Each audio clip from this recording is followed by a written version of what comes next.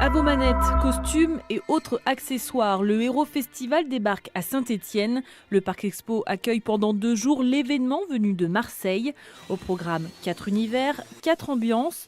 Koona, le royaume du manga, Krypton, celui du héros à l'américaine, avec un espace dédié à la saga Star Wars, Brocéliande consacrée aux personnages européens et Ludopolis et ses jeux vidéo pour l'ensemble des gamers.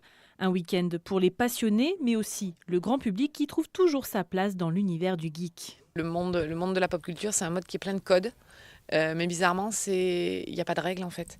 C'est-à-dire c'est un monde qui est hyper ouvert et nous après ce sont les valeurs qu'on véhicule, c'est ça. Ce sont des valeurs de respect, des valeurs de mixité, où on vient tel qu'on a envie d'être, en fait tel qu'on rêve d'être. Et quand on rentre là, on oublie le reste, on oublie les clivages, on oublie les problèmes et on est juste là pour passer un bon moment et rencontrer plein de gens, découvrir plein de belles choses. Donc après tout le monde, je pense, aime à un moment... couper de ses problèmes, couper de sa vie et puis être immergé avec les gens qu'il aime ou seul d'ailleurs dans des mondes sympas. Et l'événement est aussi une vitrine pour les cosplayers. Ces passionnés non pas déguisés mais costumés pour interpréter leurs personnages préférés. Professionnels et amateurs seront de la partie. Chez nous, la pratique est discrète, mais il y aurait près de 1000 cosplayers made in Saint-Étienne. Des puristes qui fabriquent à plus de 90% leurs costumes maison et pour qui le cosplay est une évidence. Le déclic, il y est depuis toujours en réalité. Moi, je suis des années 80. J'ai vécu avec le Club Dorothée, avec les dessins animés et compagnie. Donc, il n'y a pas vraiment de déclic. Le déclic, on l'a depuis toujours, en fait. On finit de grandir, on finit de se mettre dedans au fil du temps. Mais on y est depuis toujours, en fait. Le Héros Festival, c'est aussi 40 invités de prestige, illustrateurs, acteurs ou voix off de nos héros d'enfance. Et pour cette première édition, l'acteur Kevin McNally, alias Maître Gibbs de Pirates des Caraïbes, traversera l'Atlantique pour rencontrer ses fans. De quoi s'évader le temps d'un week-end.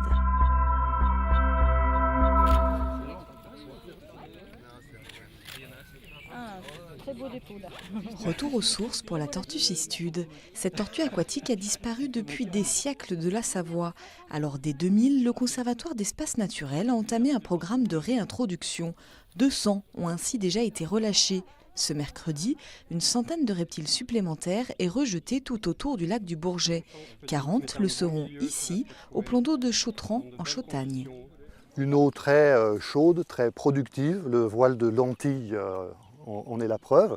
Les lentilles d'eau qui sont un des aliments que la cistude va pouvoir consommer. C'est une espèce qui était présente naturellement autour du lac du Bourget, qui progressivement a disparu.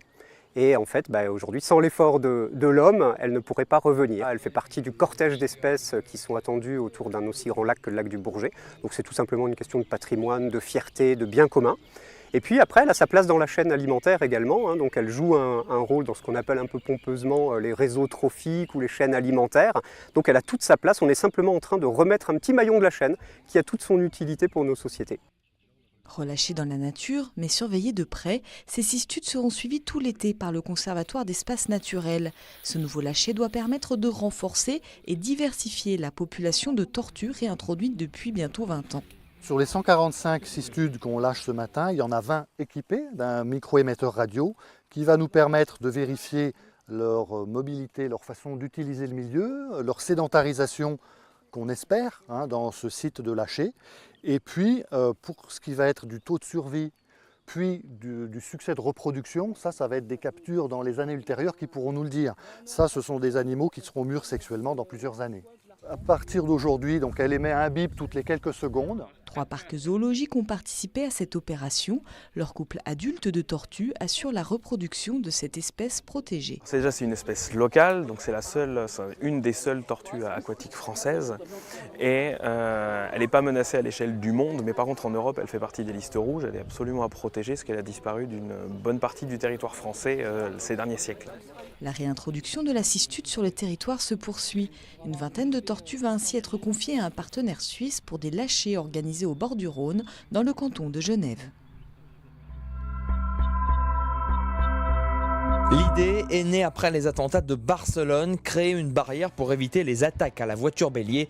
C'est le projet de cet entrepreneur de Haute-Loire, Jean-Louis Panavello, qui a déposé un brevet pour cette invention, des blocs d'acier de 27 kg installés sur la voie publique. Ces éléments donc sont posés et sont reliés entre eux avec des tubes.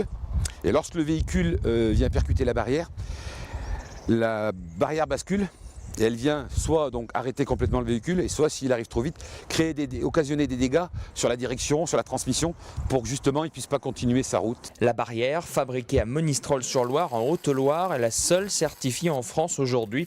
La PME auvergnate fait travailler une dizaine de personnes à sa fabrication. Objectif, un montage le plus simple possible.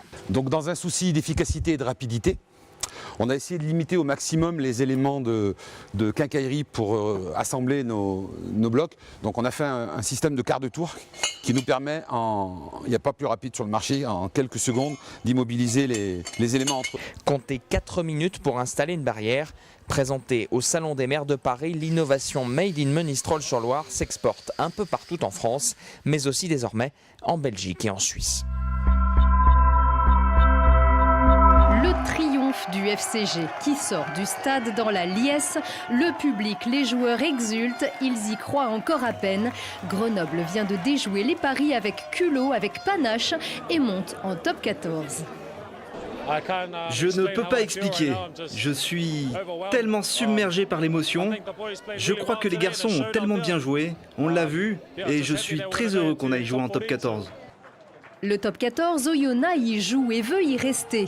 En pleine confiance, les joueurs de l'Ain sont plus forts sur le papier, mais ils ont la pression. Les Grenoblois, eux, ne se posent pas de questions. Alors ils jouent. Ils jouent le match parfait. Tenace en défense, puissant devant, organisé derrière, pas ou peu de fautes. Le stade des Alpes bouillonne, le FCG prend les commandes et ne les lâche plus. Pas même quand Oyonnax reprend confiance. Les rouges et bleus se rassemblent, se transcendent et écœurent l'adversaire. Grenoble, finaliste malheureux de Pro D2, assomme le 13e de top 14. On s'est dit que voilà, il fallait tenter notre chance, on n'avait rien à perdre. Comme j'ai dit, on avait un match de montée, c'était soit on restait en Pro D2. Parce que soi-disant, tout le monde disait que c'était notre niveau, ou alors on montait en top 14. Mais voilà, je pense qu'on a prouvé qu'on pouvait jouer en top 14. On a un bon groupe, il faut le souligner, il y a un très gros état d'esprit. Et après oui, on fait des choses inattendues, mais c'est ça qui est encore plus beau. Les joueurs tordent le cou à tous ceux qui ne croyaient pas en eux après des résultats en dents de scie et qui craignaient que la montée soit prématurée. En coulisses, les dirigeants avaient prévu le coup et travaillent désormais selon le meilleur scénario. La difficulté ne va pas être budgétaire, la difficulté va être de trouver des joueurs disponibles en cette période de l'année. C'est ce qui est compliqué avec ce règlement, c'est que beaucoup de bons joueurs se sont engagés ailleurs. Mais notre premier recrutement, c'est déjà nos jeunes qui ont accumulé une expérience formidable et qui seront forcément beaucoup plus forts l'an prochain. Et si les négociations vont bon train, l'équipe prend le wagon des vacances, laissant son public aux anges. C'est une remontée fabuleuse et je pense que y a juste à voir tout ce monde-là et on est derrière eux. Ah, c'était formidable.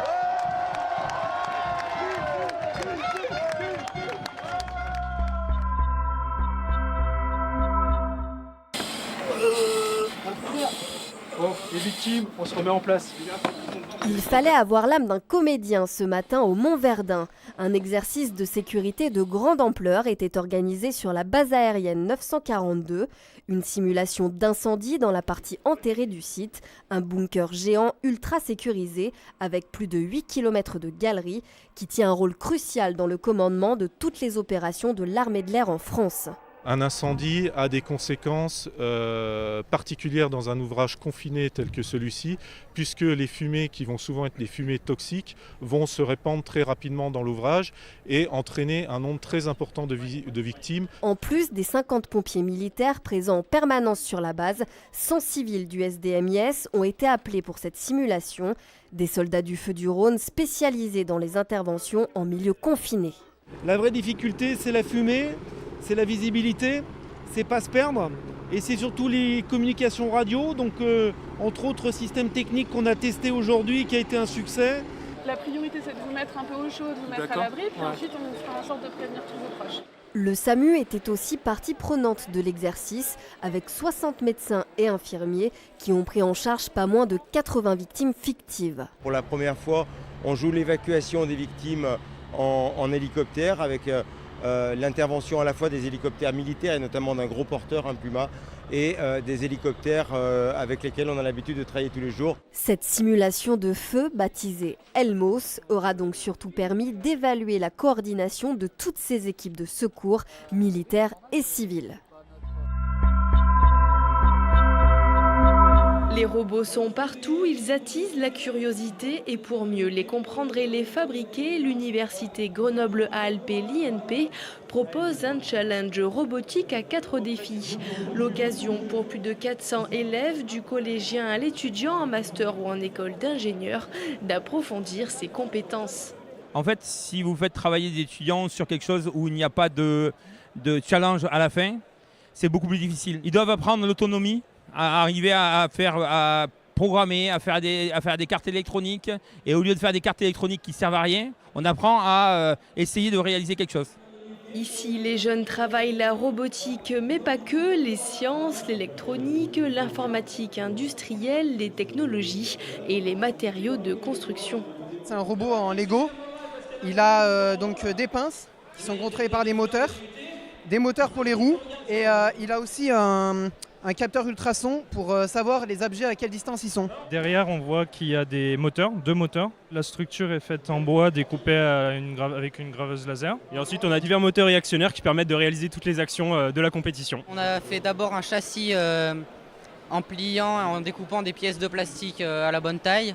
Et on a aussi utilisé des éléments de Lego et des moteurs Lego. Et entre la théorie et la pratique, il peut y avoir un léger décalage. C'est trop dur. Par exemple, la simulation en programmation, c'est énormément différent que la pratique. En théorie, ça devrait marcher, mais en pratique, il y a toujours des petits détails qui changent. Je trouve qu'on apprend beaucoup de choses, parce qu'il y a des choses qu'on n'a pas forcément conscience et qu'on voit ça sur le terrain, quoi. L'UGA est l'un des 5 établissements d'enseignement supérieur de la métropole grenobloise et accueille aujourd'hui plus de 45 000 étudiants sur son campus.